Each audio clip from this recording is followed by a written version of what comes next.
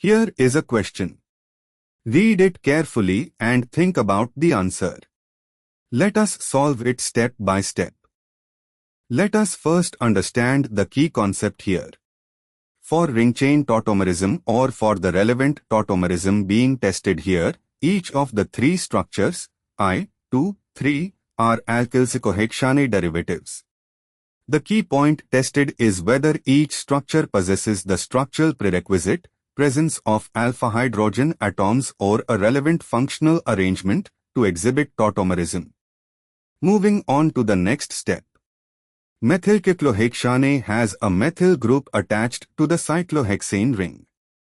The carbon bearing the methyl group has alpha hydrogens available. It can participate in tautomerism.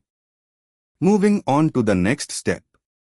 1,1-dimethylcyclohexane has two methyl groups on the same ring carbon, quaternary-like, but the ring carbon still has connections to other ring carbons with H.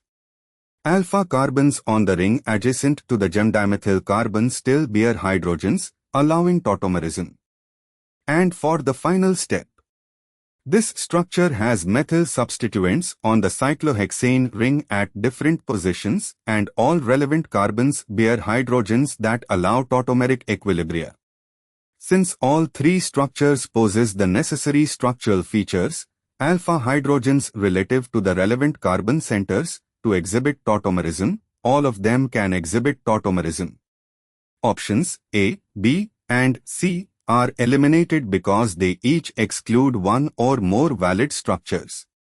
Option D correctly identifies that all three structures can exhibit tautomerism. Therefore, the correct answer is D.